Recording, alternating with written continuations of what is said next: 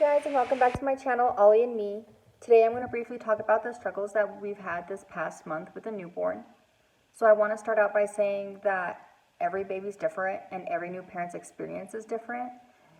And from stories that I've heard, I know that Oliver is an easy baby, but that doesn't make our struggles any less relevant.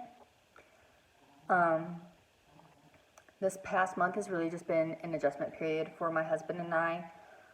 We had to change our priorities from caring about ourselves and everything that we do and our routines to now having to care for this little human that depends on us for everything. We quickly learned that we could no longer just leave the house in 5 minutes. It took some time for us to plan our trips out of the house. We had to change how we went to go eat at restaurants, and we were trying to plan to, when we eat here dinner, when we cook around when he's eating. I struggled with not wanting to eat while he was eating because I'm breastfeeding, and I had, read that, oh, when they're breastfeeding, you should be connecting with them and paying attention to them, and I didn't want to feel like when I was eating, that he wasn't getting enough attention, that I was just kind of ignoring him. That lasted about a week and a half of no hot meals, and then I started to eat whenever dinner was ready. Whether that be like even just a couple bites or, Alex getting it for me and me still just eating even though he's nursing. So I think my biggest struggle has been lack of sleep and cleaning. So I know that everyone goes through loss of sleep when they have a newborn, and everyone always tells you, oh, get your sleep now because you're not going to get any when the baby's here. Heard it all the time when I was pregnant. But what I wasn't expecting was to go from 8, 9, sometimes 11 hours of sleep a night to less than 2 the first week that we had Oliver home. Now, Oliver was wanting to eat every hour on the hour, and anytime I'd go to lay him in the bassinet, he would just wake up and he would just want to be held. And Alex would try to help me and ask, what can he do? But when you're breastfeeding, there's really not much that the dad can do. And so I was just having to go without sleep. And since Oliver had his days and his nights mixed up, there was a period during the day about 3 hours where he would nap. And for 3 days, I used that nap time to catch up on housework. I was doing laundry and I was doing dishes and just any other basic household chores. But then on that 4th day, I was just too tired, and I took a nap when he took a nap. And I did that the next day and the next day and the next day, and then I woke up and I looked around the house and I saw that nothing was done. We had baskets full of dirty clothes and clean clothes that still needed to be folded. There was dishes piled up in the sink. The floors hadn't been swept. Not a single surface had been wiped. And I felt like a failure a little bit.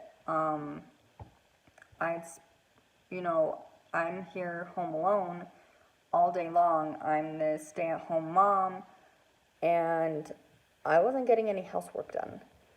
Alex was coming home from working 2 jobs, and, dinner wouldn't be cooked when he got home.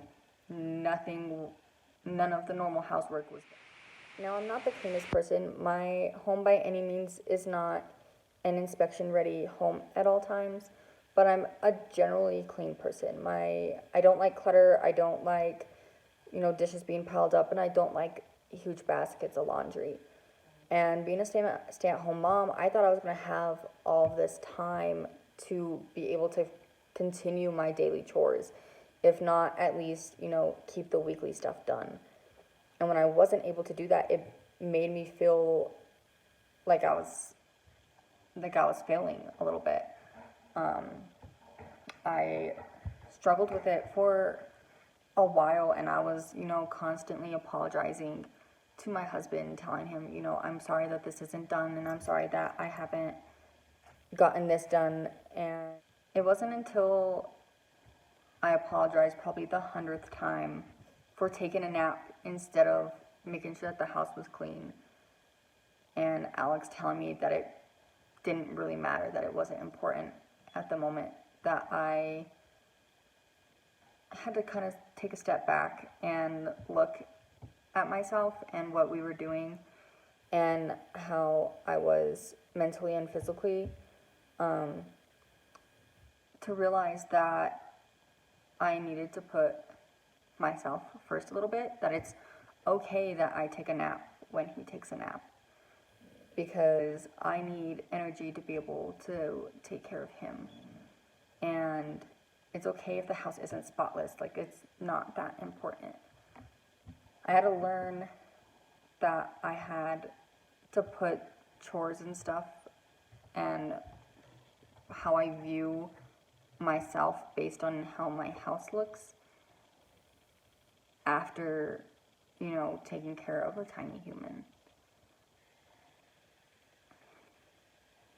If I was so sleep deprived that I'm walking around like a zombie, I'm not 100% myself, and I'm not going to be able to put 100% into taking care of Oliver. So I've had to learn to handle the fact that laundry isn't folded the same day, and the dishes can sit in the sink an extra day, and that's okay, because my well-being and my son's well-being comes a little bit before the household chores. So yeah, I've had some struggles this month, and it's been really just a huge adjustment period.